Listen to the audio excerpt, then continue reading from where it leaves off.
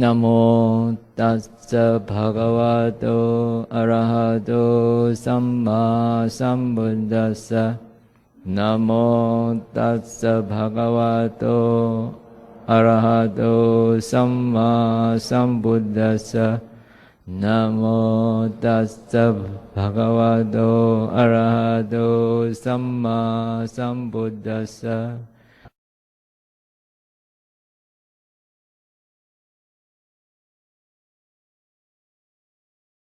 Okay, let's start off by paying homage to the Buddha, taking refuge and the 5 precepts. Namo tassa bhagavato arahato. Having observed your precepts, don't forget to fulfill them. Appamadena sampadeta. Let us meditate. In whatever posture you are at, just relax. You can keep your eyes closed or open or half closed or half open, it's okay. But just relax.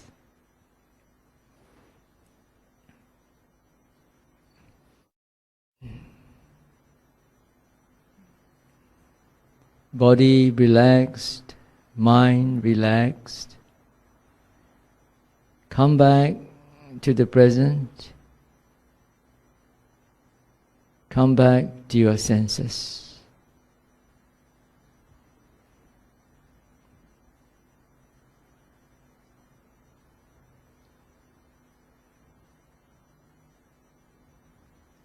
Be aware that you are right here in this hall, not allowing your mind to go back to the past or worry about the future. You are here right now because you can hear sounds around you.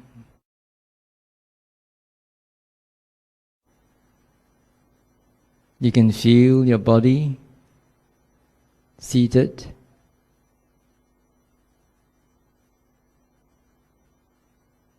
There is a body aliveness in you. In whatever position that you are now in,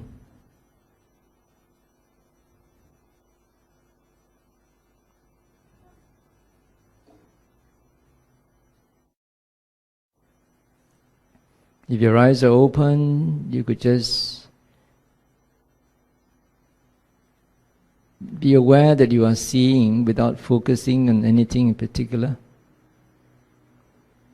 Just an unfocused gaze.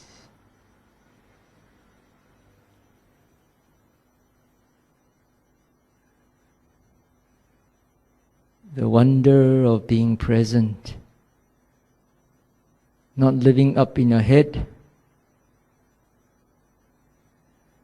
but being with your senses.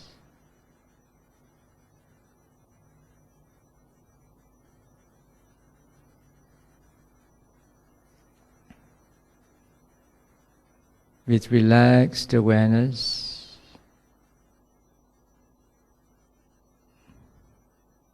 ensuring that your body is relaxed itself is also a meditation, because we tend to tense up.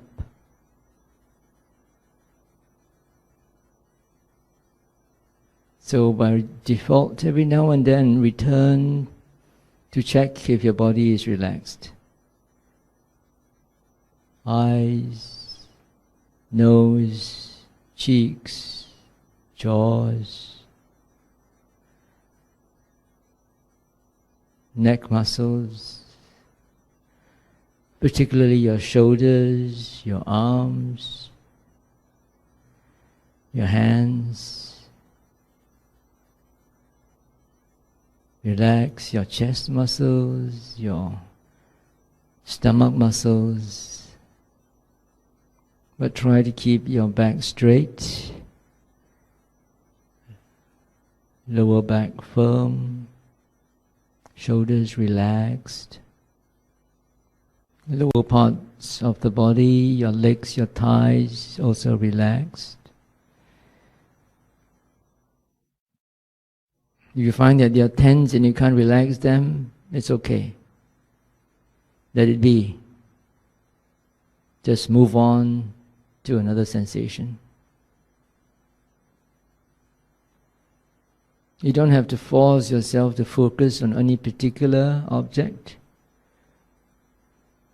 Just allow the mind to move of itself from one sense to another.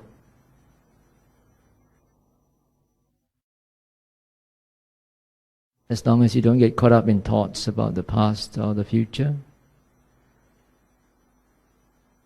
or even thoughts about present objects that you are perceiving through your senses. Continue to be aware of your senses, anchoring yourself in your body, coming back to check if you are relaxed or tense every now and then, even when you are listening to my talk.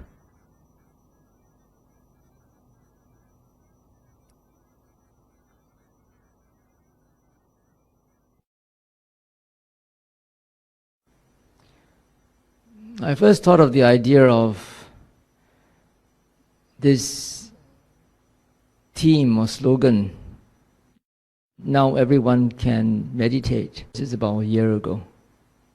I was sitting in the airport, waiting for my flight from Kuching to Miri. And at each airport, I would be sitting there, waiting for the departure. And out there, I could see Airbuses belonging to Air Asia. And on every Airbus, you could see, now everyone can fly. So that gave me an idea. And what do you think is Air Asia's success? Yeah, because it cuts down a lot of extras, all the frills, and gives you just the bare minimum. Of course, if you can afford a business class, you can travel Silk Air or Qantas or any other airlines. Or if you're not that wealthy, you could also travel economy class in those airlines. But still, the price is higher than Air Asia. I see a similarity in Buddhist meditation. The business class of Buddhist meditation is developing all the jhanas, getting all the psychic powers, recollecting your past lives, getting the divine eye, divine ear, looking into the past lives of other beings before you can actually understand the Four Noble Truths, penetrate the Four Noble Truths and be awakened. That's business class. How many of you can afford that? Not even monks and nuns. Many monks and nuns will not be able to afford that sort of business class. The economy class would be going on intensive retreat, maybe 1 month, 2 months, 3 months or more. Slowing down and try to be aware of whatever is happening to you at the sense doors, labeling everything that you perceive, whatever is happening to your mind. Seeing, hearing, thinking, planning, rising, falling, lifting, pushing, placing, intending to walk, intending to stop, intending to open the door, opening the door, and so forth. That's flying economy class. How many of you can afford to do that?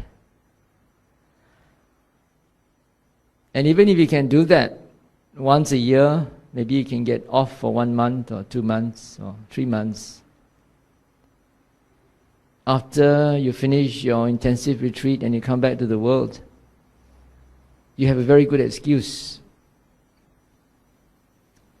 how can I meditate when I'm back in the world? How can I go around moving so slowly and labeling every little experience that I have? How am I going to operate and survive in this world? So you have a very good excuse for not meditating, because you can't do that. It's beyond your reach. So I'm following the footsteps of Air Asia. I'm cutting on all those frills, all those extras, and I'm going to give you the bare minimum. I'm not saying that you don't have to go for retreats at all. If you can go for retreats, very good. If you can afford business class like William, go ahead.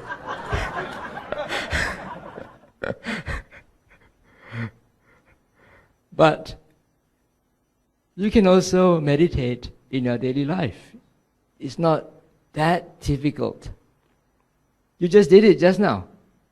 All you need to do is come back to the present moment, being aware of what's happening.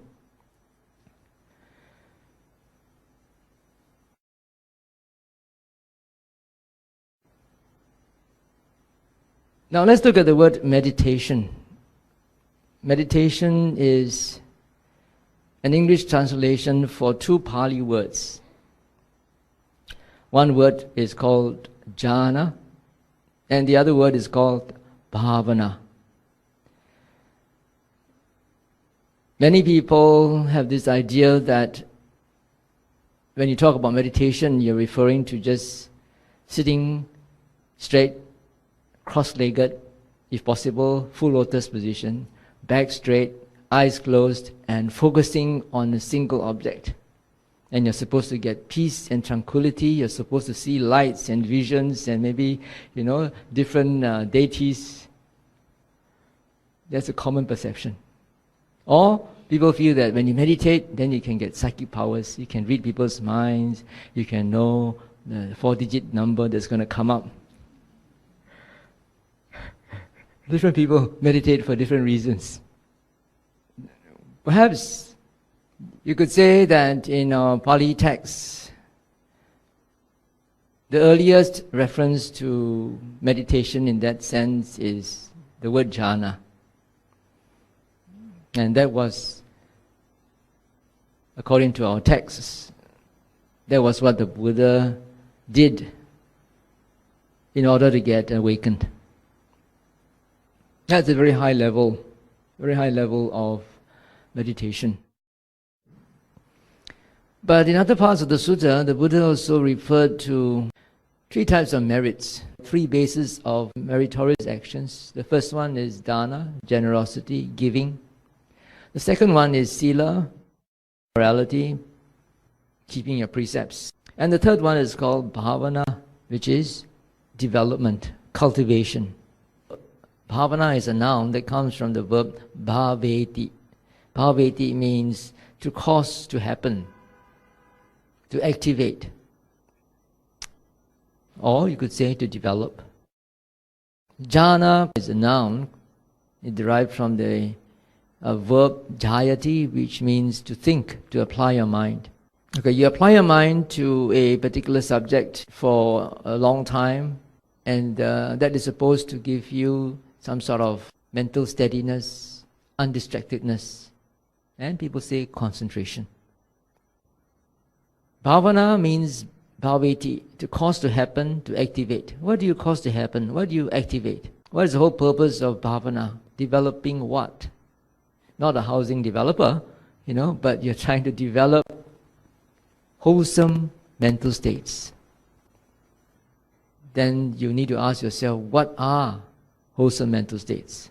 To recognize wholesome mental states, what do you need to do? You need to look at your mind, right? You need to look back at what's happening to your mind in order to be able to distinguish, this is a wholesome mental state, this is an unwholesome mental state. But in the first place, you need to have some theory. What constitutes wholesome mental states and what constitutes unwholesome mental states? Very, very fundamentally, wholesome mental states are those mental states that are associated or motivated by non-attachment, by non-aversion, non-delusion. Or to put it in a positive way, by letting go, by loving kindness, consideration, by wisdom and discretion. Unwholesome mental states are those states that are motivated by desire, attachment, clinging, craving. That's one set. And the other is the set of unpleasant mental states: anger, disappointment, resentment, impatience. And all these is very easy to identify the second type of unwholesome mental states because it is always accompanied by displeasure, unpleasantness. And the third sort of unwholesome mental state is called moha. Moha is delusion. Delusion could be from the worldly point of view, and it could be from the spiritual point of view. It could be from the conventional point of view or from the ultimate point of view. On the conventional level, this means being able to see things according to conventional reality, according to what is, rather than your interpretation of what is happening. I'll give you a concrete example. Supposing you were to go to a restaurant, and then a waiter comes to serve you soup. All right?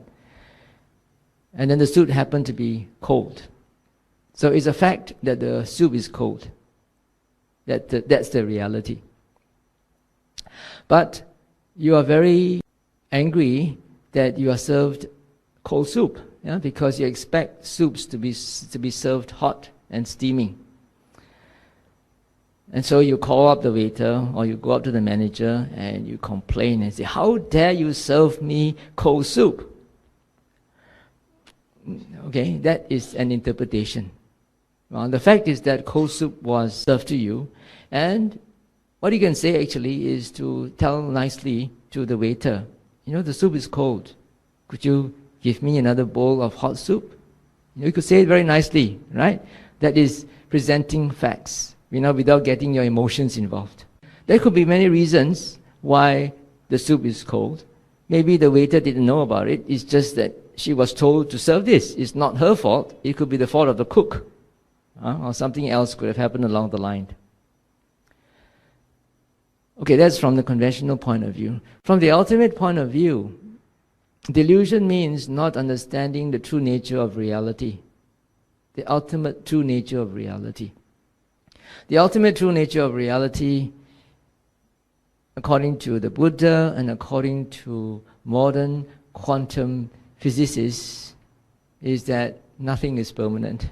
Everything is arising and passing away from moment to moment at such a fantastic speed that the naked eye cannot even perceive it. In fact, latest discoveries tell us that the so-called atom, thought to be the smallest particle of matter in the early 19th century, is actually 99.9% emptiness, space.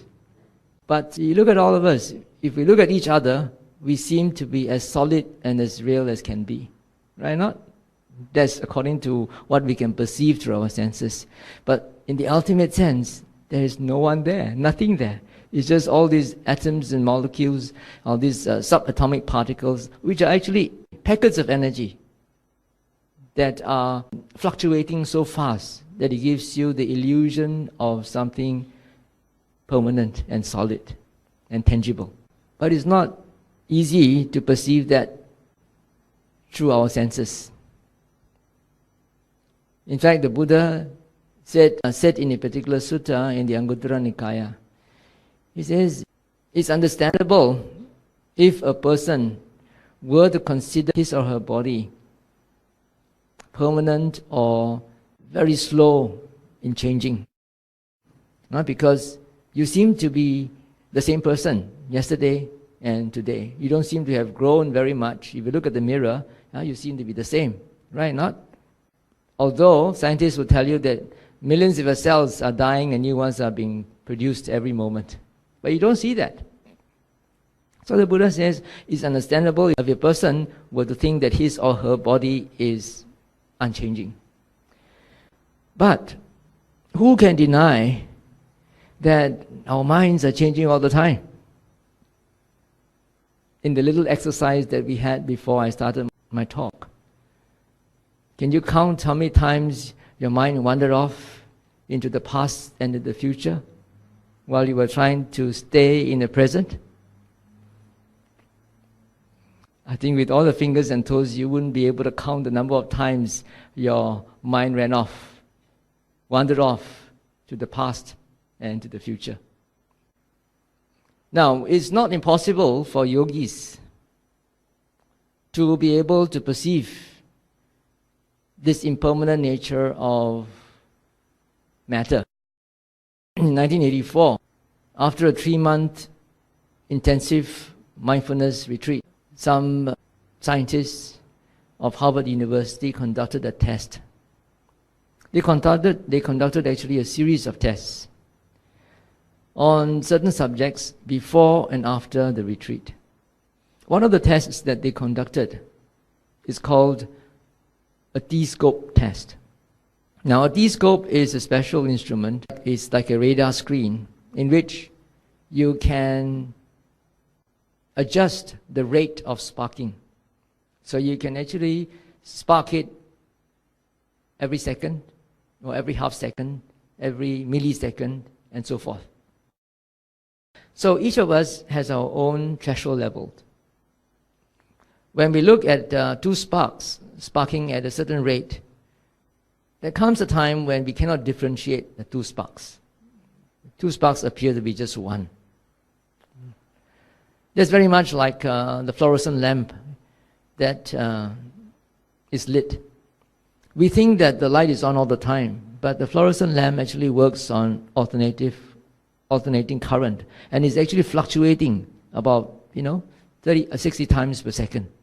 And we think that it's on all the time, but actually it's on and off, but we can't perceive it with our bare eye.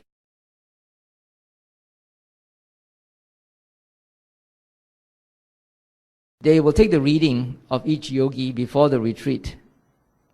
And after the 3-month retreat, they will conduct the test again. Right? So this time, they will increase the rate of sparking.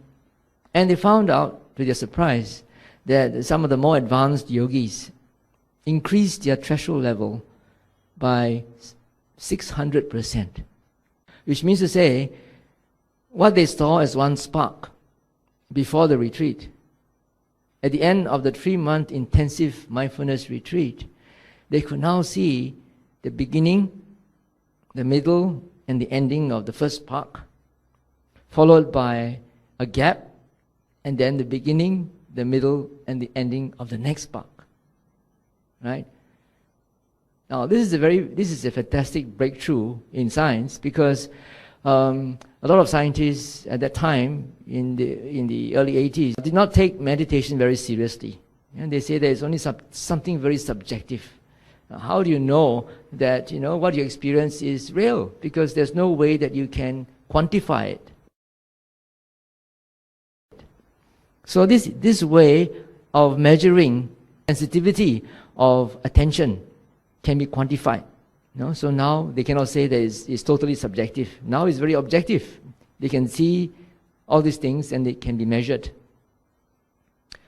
So, but then, in order to be able to perceive matter arising and passing away, you need to have a high degree of concentration.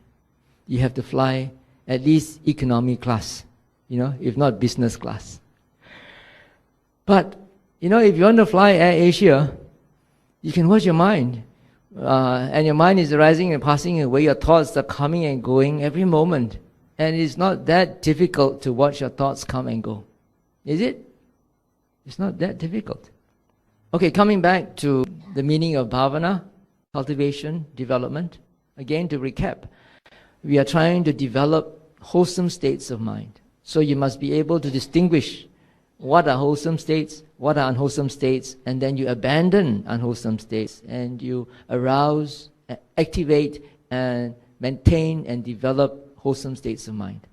So wholesome states of mind can be applied in the worldly sense. You want to do charity, you are kind-hearted, you are open-minded, you are very considerate, These are all very worldly sort of wholesome deeds, which should also be developed. On the other hand, we also have more supramundane, otherworldly, wholesome states, which are related to ultimate reality. When you are able to practice mindfulness, like what we did when we first started, in the sense of trying to come back to the present moment throughout the whole day, not necessarily only when you are seated stationary, but even when you're moving around. Because the point is, this work of meditation is the work of the mind. It's not the work of the body. It doesn't matter in what posture, in what position your body is in. What is more important is your quality of mind. What is your quality of mind at any given point of time? But we all know that we are creatures of habit. We all know that we are slaves of our past conditioning. And it's so very difficult to get out of our conditioning. And this is very much in line with the Buddha's teachings. The Buddha always talked about cause and condition. He always talks about the law of dependent arising. The Mahayana Buddhists usually like to refer to sunyata, emptiness. Now, that sort of emptiness is not the sort of emptiness that I talked about earlier, of the quantum physicist emptiness. Their form of emptiness is that nothing has an independent self-existence. Everything is no thing because they don't have any independent self-existence. Whatever arises is a product of multiple causes and conditions, and they are all interdependent, very closely interrelated. Very, very complex. And modern scientists are also verifying this now. So, how do we go about watching our minds throughout the whole day? Well, first of all, we need to learn up some theories.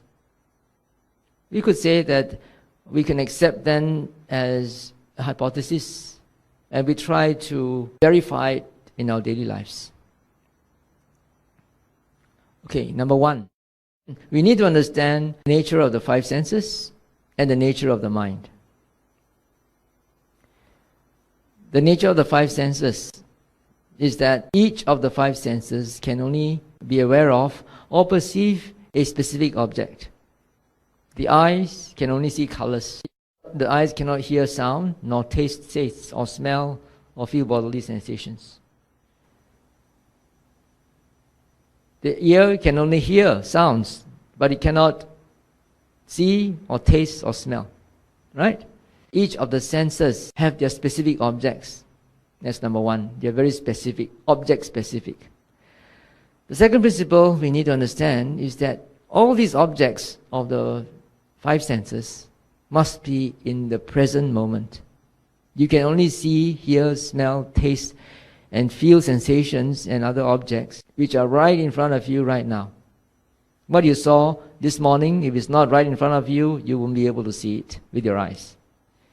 Yeah, what you ate before you came, if you cannot taste it now, if it's not here in front of you. That's very simple. So when people say, be present, what do they mean? Come back to your senses. If you come back to your senses and you're aware of what's happening at your five sense doors, you are being in the present. Now, the nature of the mind is a bit different. When you're asleep at night and you're having a nice dream, all your five senses are shut down. You may not even feel that you are sleeping on a bed. Yeah?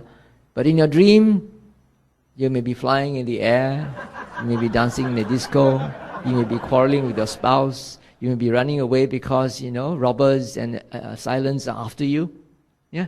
And you can feel all that, all the effects inside there, and you think that is as real as it can be. Yeah, but all your five senses are actually shut down. But who is doing all this work? Huh? It's the mind. The mind is a culprit. So the mind has got this fantastic ability to be able to think of past events, make future projections, and get involved in fantasies and imaginations. But he can also stay in the present. Now, the word present is a very relative term. And because if I mention the word present, by the time I finish saying the word present, it's already past, isn't it? So how present is present? You talk about this present life, which means the moment you are born until now, this is present life. He said, this present time, it could be this age, what is that, the 20th century? Yeah. And you talk about the past, what is the past? Well, the past could be a distant past, many lifetimes ago. It could be your childhood, it could be a past. Yeah. It could be a few years back, it could be last week, it could be this morning, it could be an hour ago, 10 minutes ago, 5 seconds ago, a millisecond ago, just a moment ago. Right? So as you get nearer to the present, then you cannot draw the line, which is the present and which is the past. Right? Now, why am I trying to draw this distinction? That's because we use the word mindfulness often. Be mindful, be mindful. If you look at the old English dictionaries, mindful means be careful. Yeah? Be mindful. That means be careful. But the way Buddhists use the word mindfulness or be mindful has got a different connotation. It's not just being careful, although being careful is one of its applications. It means being aware of what has just happened. Why do I say that? Because what you see, hear, smell, taste, are arrested or perceived at your senses. But it is your mind that follows right behind to know what's happening. For example, if you're you're trying to watch your breath, sitting quietly, trying to watch your breath. Whether or not you are aware of your breath, you are breathing anyway, right? And sometimes when you're watching your breath, you tend to get lost in thoughts about the past or the future or imagining, and you completely forget about the breath. But you're still breathing anyway. The sensation of touch is still there. It's just whether your mind is right behind it or not. Okay? So it's the same with hearing. Hearing is one thing because you hear with your ears, and being aware of the hearing is another thing because that's the mind being aware of the hearing. Now, this seems to be like, splitting hairs. But when it comes to meditation, you can see this very clearly. Perceiving through the senses is one thing, and then being aware of those perceptions, the sense perceptions, is another thing. So being mindful means being aware of what's happening at the five senses, following right behind it, and not getting lost in thoughts about past, present, future. Another characteristic of the mind is that it is object dependent. Normal consciousness, the mind, can only occur when there is an object. Either it's thinking of something or it's aware of one of the sense objects. Okay, so now we learn a few principles. Let's recap. The five senses can only take specific objects for each sense, and their objects must be in the present moment. The mind is special. It can take objects of the past, the present, the future, and imagination and fantasies as well. Secondly, the mind is object dependent. It can occur only when there is an object, whether it is the contents of the thought or any of these five sense perceptions.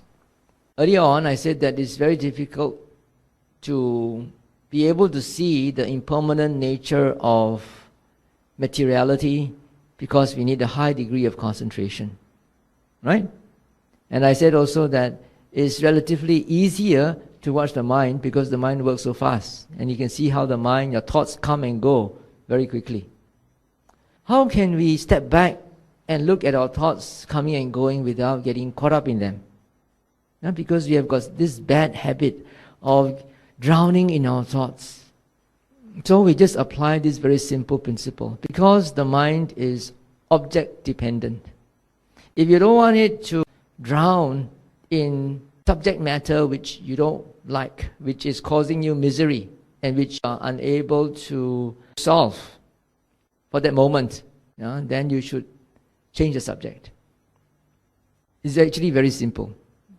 And I've tried this with many students, and many of them have come back to tell me how much they appreciate this simple principle. For example, if you cannot sleep at night, you're having insomnia. What is the reason why you're having insomnia? Well, one of the main reasons is because your mind is too active. You are concerned about some problem, some issues, and the mind keeps on thinking of those issues. And although you are really dead tired and you want to sleep, you don't know how to stop the mind thinking. Isn't that true? And what is the usual result of people? Go and get a sedative, get a tranquilizer. What is more effective and is free of charge? Don't have to pay a single cent and no side effects. Is that, this simple principle, you just change the object. What objects? You go to the five senses. You're lying down in your bed. Be aware of the body sense. The head in contact with the pillow, your body in contact with your bed, your skin in contact with your clothing. You can even hear the tick-tock of the clock or hear the aircon sound in your room. You can be aware of these things. Just like what we did just now, before we started the talk. Relax. Bring your attention back to your senses. If there are any thoughts that come, don't try to push them away. Just see them, allow them to be, let them go, and come back to the senses, particularly your body sense. And you'll be surprised how easy it is. Because it's so boring, to just watch your body sensations. You'll fall asleep in no time. If you're relaxed, if you do this relaxation exercise and then you're too relaxed, you also fall asleep. So you must know how to balance your energy. Your body has to be relaxed, your mind has to be relaxed, but not so relaxed that you fall asleep. Relax enough to let things happen. Okay, so if you understand this simple principle, then it's very easy. You can apply this principle not only when you're trying to sleep, but throughout the whole day. People complain, no time, where have I got time to allocate half an hour or 1 hour to sit quietly, and watch my breath. Even if I have time, when I get back home, the kids will be climbing all over me, the TV is on, people are chatting all over. How am I going to meditate? Okay, excuse accepted. But you've got many other occasions in your life when you have the chance to be aware, be in the present moment. Let me ask you, how many hours do you take from the moment you get up in the morning until you get to the office? 2 hours? Or more? Okay? Okay, in those 2 hours, let's go to more details. You get up, you hear the alarm ringing, okay, you get up. Okay, what's your mind? What's your mind now? Is it sleepy? Is it wakeful? What's it thinking of? Alright, and then you get up, either you make your bed or you don't. And either you change or you go to the toilet. All this time, you can be mindful, can't you? You can be with your senses, can't you? You're not involved in any productive thinking, right? Be aware of what's happening to your senses. Feel the air around you, listen to the sounds around you. not so much traffic because it's early in the morning. Maybe if there are trees around your apartment or where you're staying, you could hear the birds chirping away. And feel the atmosphere in your room. Feel the touch of your clothing with your skin. Be aware of your movements as you go to the toilet, opening the door, feeling the touch of the doorknob as you open it, feeling your hands, the flexing of your muscles, reaching out to get your toothpaste, and then the first splash of water on your face, how does it feel like? All these can be made the objects of awareness, can't you? Isn't that time? Yeah, no kids climbing all over you. No one is turning on the TV at that time of the day. But you can still be there. You can still be in the present moment. Now, while you're doing that, of course, your mind is not so obedient to listen to you. You might be aware of these things just for a few moments, and then the mind is off, to planning for the future, worrying about things again. Right? Now, when you do that often enough, when it becomes a habit to you to come back to the present moment, then you have established what I call reference point. A reference point, an anchor for your mind. If you study geometry, you will know that in order to locate a point in space, right, you have 3 axes, x, y, z. Yeah? You have to give 3 coordinates to locate a point in space. Right or not? It's the same thing. Your mind is just like space, it's not something tangible. So you've got 5 coordinates for the mind. 5 senses. Your eyes, your ears, your nose, your tongue, and your body. If you are not with any of the 5 senses, the mind is somewhere else. Where do you think it is? With practice, then you'll be able to distinguish 2 modes. You have productive mode and you've got idle mode. Yeah, productive mode is when you think about tasks or jobs related to your occupation, related to your family, certain things that you need to do. I'm not saying that you cut off all thinking, and be present all the time. No, you are able to distinguish between productive and idle mode. And when you are on productive mode, go ahead and think. But when you find that it's an idle thought, a thought, just a comment that arises in you because you see somebody, you hear something, and then, all of us are very busybodies. Whenever we see, hear, smell, taste anything, there'll be comments in our minds. Right or not? Uncalled for comments. And sometimes you can even chide yourself for it. How can I be so judgmental? That's a problem, you see. Because you think that those thoughts belong to you, then you scold yourself. Yeah? But those thoughts don't belong to you. They are products of causes and conditions. Conditioning, past conditioning, and present circumstances. Maybe I can give you specific examples, to make it clearer. If you are walking along the street, and then you happen to look up, and then you notice somebody somebody by the roadside, a woman, and you look at her and say, "Wow, she looks so ugly." Look at the cheekbone so high, the nose is so stubby, the lips are so so thick, no makeup.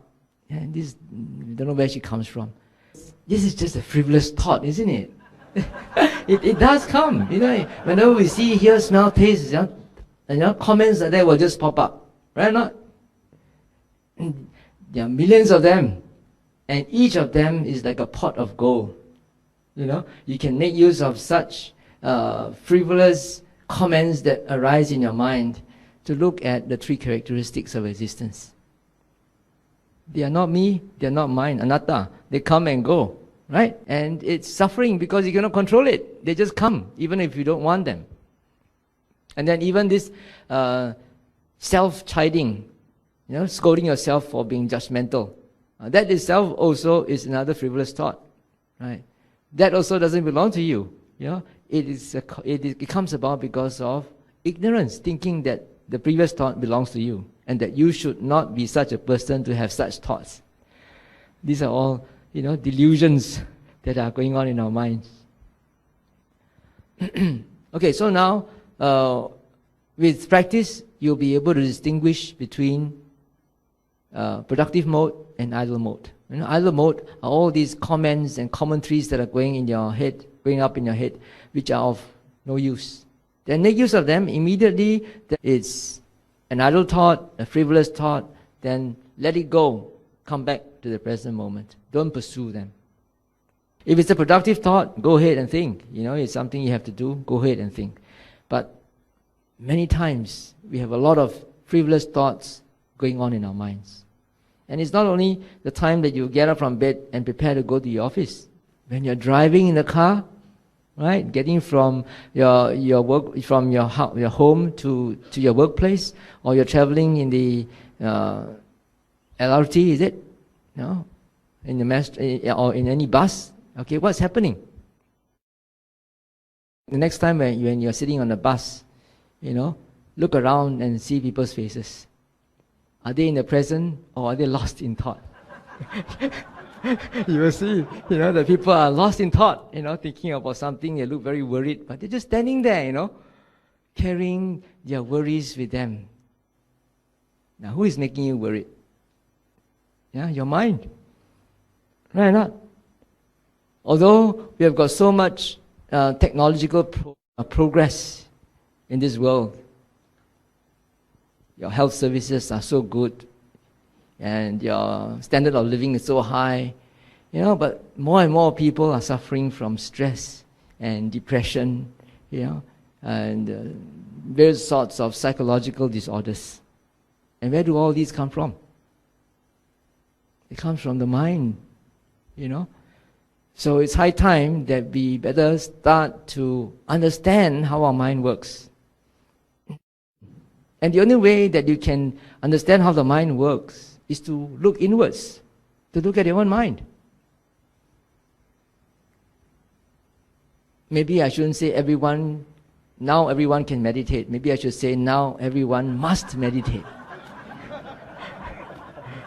No choice, if you want to have psychological happiness and well-being, you have to understand how your mind works. Instead of having to pay, an exorbitant price to the psychotherapist or the psychologist, why not be your own psychotherapist? Look at your own mind, see how it works. Another thing that we need to keep in mind is that we have to distinguish between conventional values and ultimate reality. Yeah, you're still living in the conventional world. Yeah, so you still are bound by conventional laws, conventional obligations, and rules. So you must also have the wisdom to distinguish between one and the other. Like I said, when you are on idle mode, when you find that your mind is on idle mode, you can make use of those idle chatter and commentaries as grist for the mill, as organic fertilizer for your tree of wisdom. Look at them in terms of anicca, dukkha, anatta. They are impermanent. They just pop up. And they are suffering because you can't control them.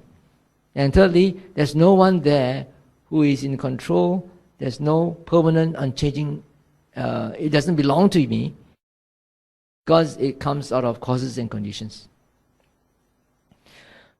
Now, the first thing that a person who embarks on this journey of introspection realizes is that the mind is crazy. It's like a monkey. Before he started walking this path, he may have thought that he was a sane and normal person. But once you start to look at your mind, then you realize, I didn't know I was that crazy.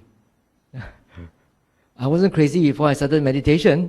Now that I started meditation, I begin to see how crazy the mind is. Yeah, that's one of the first insights. You begin to see, really experience, not reading books or listening to Dhamma talks. You really experience the transient nature of your mind, the fickleness of your mind, the monkey mind. You begin to experience it. Then, if you continue your practice diligently, as continually as possible, in as many aspects of your life as you can, then you will see that thoughts and emotions, they influence your behavior. But these thoughts and emotions don't just pop out of the blue. There are certain causes and conditions behind them. With repeated practice, persevering practice, then you begin to spot, immediate causes. For example, if you had not smelt that nice aroma, the thought of the memorable dinner that you had with a close friend wouldn't have occurred, would it? It triggered off. For the beginner meditator, it becomes very clear to them that some sensory perceptions trigger off thoughts. Then they may see that their thoughts also trigger off other thoughts. You can see this whole chain of thoughts coming about because of causes and conditions. Now, with right understanding, you begin to see, oh, this is not me and this is not mine. These all come about because of causes and conditions. And then you begin to undo. Sometimes you begin to see there are more than just an immediate cause. And there are many layers of conditioning. The immediate cause may be just one of the causes, but there are many other layers of past conditioning which may not be apparent to you at the beginning, but with repeated observation of your behavior, then you can see. And you might get to the root layer that is so deeply embedded in your subconscious. When you get to the root, then you are able to undo those past conditionings, and you no longer become a slave of your past habits. Then you can change into a better person. Your behavior can be changed. If you don't see the causes and conditions, you cannot change. You don't understand, and you just become a habit, a slave of habit. This principle of being able to undo certain neuroses, certain idiosyncrasies, when one understands its root conditioning, can also be found in past life therapy. I'm sure some of you have heard of past life therapy. This is something quite new, but it's becoming very popular and widely accepted. Usually someone suffers from a particular problem, some particular issue. It could be psychological, it could be a relationship issue, it could be a health issue, it could be some neurotic issue. And he or she is unable to solve that issue through normal, conventional ways, either mainstream medicine or mainstream psychotherapy. Then eventually they go to see this past life regression therapist. And they will try to get the client to relax, and will guide the client to memories of early childhood and then beyond that. And they will say, okay, you go to the root of your problem in maybe another life. So some of these patients are able to assess their past life. They can go through a very traumatic experience that they had in the past life. And then the therapist will be able to guide that client to understand that the causes and conditions for having this sort of behavior is no longer necessary. They were relevant at that time, but now circumstances have changed and it's no longer necessary to cling to them. And he will ask, and the therapist would ask the client to let go, to forgive. In many cases, some of these clients have recovered completely because they understood, they experienced and understood the root causes and conditions for their dysfunctional behavior. So this works in the same way. Nowadays also we have many types of psychotherapies. One of them is called cognitive behavior therapy, which also works on the assumption, on the belief that behavior is a result of the way we think and the way we feel. And the way we think and the way we feel are also products of past conditioning.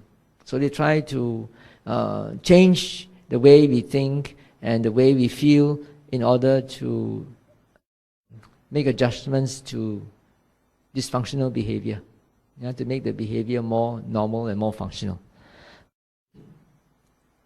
But as I said, you don't have to go and see a psychotherapist. If you are able to keep on watching your mind using this very simple principle of coming back to the present moment throughout the day whenever you can.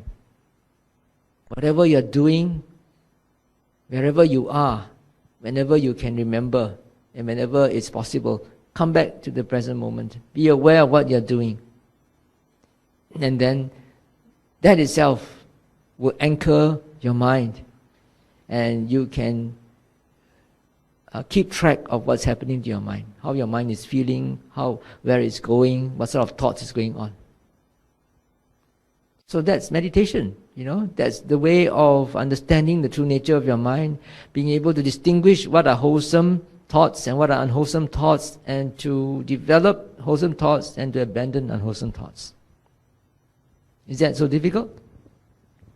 No? Principle is very easy. The only difficult thing is you keep on forgetting. That's why the Buddha, before he passed away, his last words were Appamadena sampadeta. Appamadena means without forgetfulness. Sampadeta means fulfill, be fulfilled. Fulfill your training without forgetfulness, with heedfulness, in other words. So we have to be reminded, again and again. That's why in Taiping, where I come from, we stay up in the forest monastery, and then we come down to collect our alms at the foothill. And then people will come and make offerings. After we've collected our food, then we will sit down, and before we chant our blessings, we would remind the people and give them guided instructions on how to be in the present moment and to watch their mind while we are chanting. So it's a daily reminder, it's a daily reminder.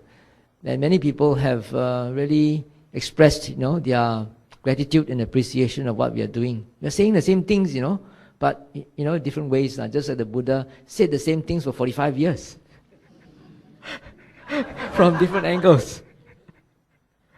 But it's a reminder. You need to be reminded again and again, because our minds have been conditioned to think of things in terms of nitya, sukha, and atta, in terms of permanence, in terms of happiness, of satisfactoriness, in terms of me, I, mine. Yeah. So you have to, in order to change that, you have to be reminded again and again. And you can't just do that once a year for 1 month, Even if you have fantastic insights, in a 3-month retreat, when you come back to the world, and if you don't apply them, you're back to square one. Right? And then people will say, what's the point of you going to meditate? You come back and you're worse than before. And you give a bad name for Buddhism and meditation.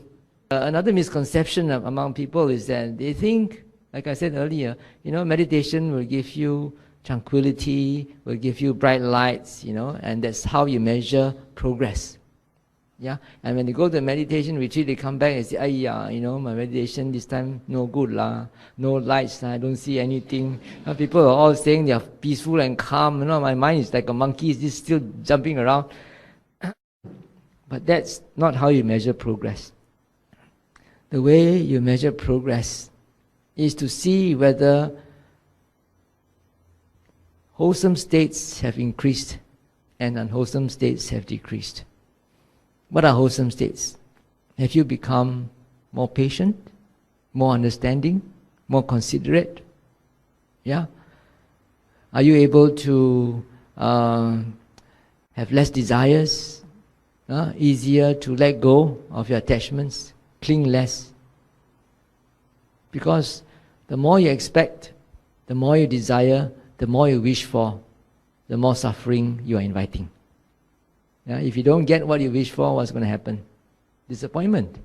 Yeah. So when you constantly remind yourself whenever you see your mind on idle mode, and you remind yourself, okay, that is anatta, that's anicca, that's dukkha, it just comes and goes. It's not me, it's not mine. This will be embedded in your subconscious, so that whenever something untoward happens to you, automatically you would just respond by saying, well, it's anicca anyway, not me, not mine. Yeah, and you can let go. Otherwise, if you always think that it's permanent, it's me, it's mine, you keep on clinging and clinging and clinging, and you increase your suffering. Right? So, okay, to recap. Now everyone must meditate in order to understand the true nature of your mind. And it's not really that difficult. It's just reminding yourself to be in the present moment, coming back to your senses. Maybe I should market the t-shirt that we have in SBS. At the back of the t-shirt it says, lost in thought, come back to your senses. So every member of the family should wear that so the other one can see. The one who is wearing it cannot see. Okay, let me stop here. Any questions or comments?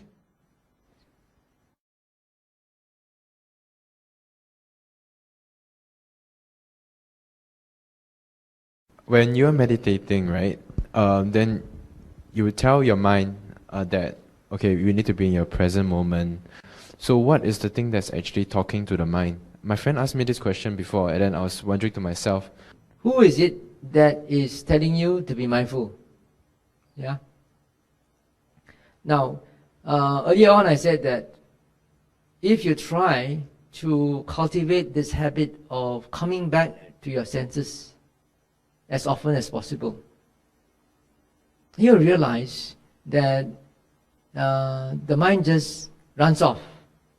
Sometimes because of sensory triggers. You see something and then a thought arises. You hear something and then a thought arises, right? You feel something and then it reminds you of something. So you begin to see that there's no self there. There's no one who controls those thoughts, right? They just arose. They just arose because of specific conditions. Initially, as I said, you can see only the immediate cause, but there are actually many layers of causes behind it. What you saw triggered off a thought, but why that particular thought? Why not any other thought? Because there are other layers of conditionings which you do not perceive in the beginning. But you can see the immediate cause. If you had not seen that object, then that particular thought would not have arisen, right or not? Okay, based on that, you can say that that's not self, it's not me. I didn't purposely ask that thought to arise. It arose because the eye happened to look at an object, and then that triggered off that thought. Right? So, if you have many moments of this occurring in your life, this reinforces this perception of not self. Right? And then this will pervade through your worldview. Then you ask, then who is this person who is reflecting that there's no self? And what is this consciousness or this thought? That is also another thought. That thought has been conditioned into existence because you came here tonight, for example, and listened to me. Okay? So while I'm talking to you, I'm programming you, I'm conditioning you to behave in a certain way. So everything is related to everything. Everything conditions everything else. So our thoughts, as I said, are the products of past conditioning and present circumstances. So you can tell, your friend, there's no I there, there's no ego there, it's just thoughts. And thoughts are just products of conditioning. Bhante, can you comment on these 4 foundations of mindfulness with regards to mindfulness meditation to bring to the present? When you talk about being aware of how the mind relates to the six senses, which I'm actually advocating. This can be found in the fourth establishment of mindfulness, in Dhamma Nupassana. We call it the contemplation of Dhamma or repeated observation of Dhamma. Now, what does Dhamma mean? Dhamma has got three connotations in this particular case. One is, it's equivalent to the English word thing, as general as the English word thing. You know, thing could mean anything, right? So Dhamma means anything. And secondly, Dhamma also means principles of nature, principles of conditioning, dependent arising. Then thirdly, Dhamma also means the Buddha's teachings. Now, what are the Buddha's teachings? The Buddha's teachings are based on his discovery of the law of nature, the principles of nature. Right? So when we contemplate the Dhamma or we observe the Dhamma, we are actually looking at things, phenomena, and how they are related to one another through the principles of nature according to the Buddha's teachings. Yeah, the Buddha has categorized, phenomena into various classes. You talk about the six senses and the six sense consciousness, the six sense objects. Then he talks about the five aggregates. He talks about the five hindrances, and so forth. All these different ways of classifying natural phenomena is based on the Buddha's teaching. Scientists have a different way of classifying natural phenomena. Yeah, but we are not using the method of the scientists. We are using the Buddha's method. So Dhammanupassana means observing things and how they are related to one another according to the Buddha's teaching. Right. Under that Dhammanupassana, there's one section that's called the six senses, six sense bases. There the Buddha says, here a monk understands or comprehends the eye, and he comprehends the eye object, which is a visual object. And he comprehends also the fetter or the defilement that arises on account of these two. Now, what does this mean? Which means that when your eye comes into contact with an object, if lust arises or anger arises, then you understand. Right? This anger arose because I came into contact with an object. Right or not? So you begin to see phenomena. You begin to see how this phenomena is related. This anger did not come out of the blue. It came out because of causes and condition. What is the cause and condition? Because the eye saw something and it recognized it. And then this triggered off a memory of someone who swindled you a few 100,000 many years ago, and you still haven't forgiven him, although he's long dead. And that causes anger to arise in you. Okay? Right. So you begin to see that there's no one there. It's just this thought that is clinging on to an idea that you have not let go of. Alright, that's one. Then he goes on to each of the senses, Then he says, he knows not only this fetter that arises, he knows how this fetter arises on account of these two, and he knows also when this fetter or this defilement has arisen, how you can abandon it. You don't get caught up in the anger. Let it go. Suddenly you realize that and you say, oh, angry already. Don't have to think about it. That guy is dead. Stop. Come back to your senses. Okay, that is how you abandon it when it has arisen. Then he also knows how once it has been abandoned, next time it won't come out again. So how do you do that? You do that only when you can completely let go. Let go of the idea that guy shouldn't have cheated me. If you're still hanging on to that idea, he shouldn't have cheated me. He shouldn't have cheated me, Whenever you think of it, you're going to get angry, isn't it? That's the cause of anger, because you have not let go of clinging to the idea. But once you have let go of clinging to the idea, it's done, it's finished, cannot be undone anymore. Anyway, he's dead, I forgive him. He's probably a karmic debt I had to pay him. Forget it. Right? So once you let go, next time the anger won't arise again, even if you see somebody that looks like him. Okay? Alright, so that applies to all the five senses. And then very interestingly, now it comes to the mind. He says, he knows the mind, he knows Dhamma. Okay, what is Dhamma? We relate the eye to visual object. We relate the ear to sound. We relate the nose to smells. We relate the tongue to taste, and the body to bodily sensations. All right. What do you relate the mind with? Mental objects, objects of the mind. Yeah? In Pali, it's called Dhamma. Dhamma means anything, you know. Okay, so anything means it could be thoughts, yeah. It could be concepts. It could be ultimate reality. You know, it could actually be it could be anything that the mind can be aware of. Yeah, it could be it could be seeing, it could be the process of seeing, it could be the object that is seen. Yeah, it could be the thoughts about the object, it could be the emotions that arise because of that, it could be your behavior that resulted out of, you know, your reaction towards that object. So whatever is the object of the mind, you understand. The yogi understands it. He understands the mind. He understands how the mind reacts to whatever is happening at the six senses. How he reacts to the five sense objects, as well as how he reacts to his own thoughts as well. You know, sometimes, you know, certain thoughts arise in you, and you do not want those thoughts. You try to push it away, push them away. And that is a reaction. Or sometimes a nice thought, a nice idea arises. A very intriguing idea, and then you latch onto it, and you indulge in it. You want to proliferate the idea. Yeah, you see, that is also another reaction.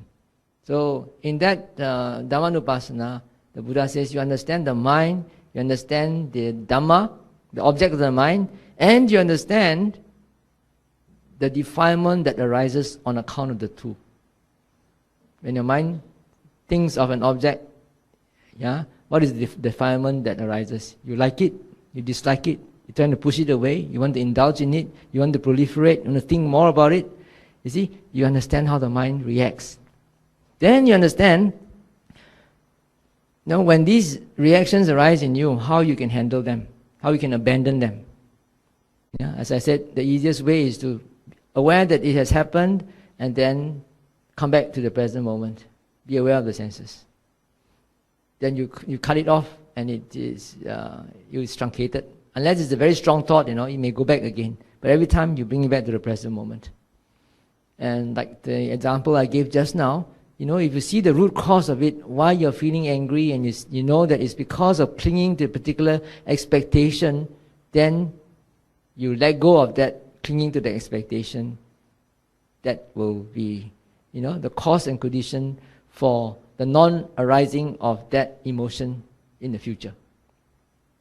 So this is found in the Dhammanupassana of the Satipatthana. Does that answer your question? Now I understand better. Otherwise it's very confusing. Okay. Thank you. You're welcome.